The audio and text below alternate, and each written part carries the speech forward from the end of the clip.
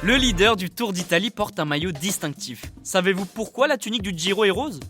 Bienvenue dans Tu veux une médaille, les réponses aux questions de sport que vous ne vous posez pas encore. Le Giro est le premier des 3 grands tours de la saison. Cette course par étapes se déroule une fois par an, généralement entre le mois de mai et de juin. Les coureurs ont l'occasion de traverser l'Italie lors des 21 étapes. Parcours très montagneux, sprint contre la montre, l'épreuve réserve de belles surprises. Le Giro est l'une des courses les plus prestigieuses derrière le Tour de France et la Grande Boucle se déroule juste après, pendant l'été. De son côté, la Vuelta, qui est le Tour d'Espagne, est considérée comme le 3e grand tour le plus prestigieux. Ce dernier se dispute à la fin du mois d'août. Malgré un retard important sur la Grande Boucle, le Giro attire de plus en plus les coureurs. Alors que le Tour de France est cadenassé par les grosses équipes, c'est un véritable feu d'artifice d'offensive lors du Tour d'Italie. Les étapes, toujours plus difficiles et plus spectaculaires chaque année, offrent aux cyclistes l'occasion de se battre pour le fameux maillot rose. Cette tunique est revêtue par le leader du classement général, comme le maillot jaune lors du Tour de France par exemple. Même si la couleur change, croyez-moi, ces 2 tenues possèdent une histoire presque similaire.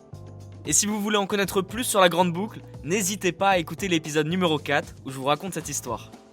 Et pour connaître l'origine de cette couleur si spéciale, il faut revenir en arrière lors de la création de cette course en 1909. À ce moment-là, aucune couleur n'est clairement définie pour le leader du classement général. On est d'accord, difficile donc de le repérer. La Gazzetta dello Sport, qui est encore le journal phare de l'autre côté des Alpes, organise le Giro depuis sa création. Et devinez quoi ? Les pages du quotidien sportif sont roses. Alors forcément, lorsque la question d'une couleur symbolique pour le leader du classement général se pose, le rose apparaît comme une évidence. Il faut attendre le 10 mai 1931 pour distinguer le leader du Giro avec son beau maillot rose. Et le premier cycliste à revêtir cette tunique inédite s'appelle Learco Guerra. Et pour la petite anecdote, c'est un enfant du pays puisqu'il est italien.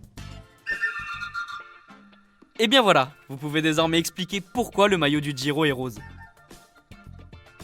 Vous pouvez écouter ce podcast et nous retrouver sur Apple Podcasts, Spotify, Deezer, Castbox et toutes les autres plateformes.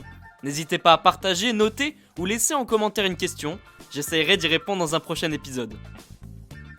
Je vous retrouve rapidement pour une prochaine question de sport dans Tu veux une médaille. À très vite.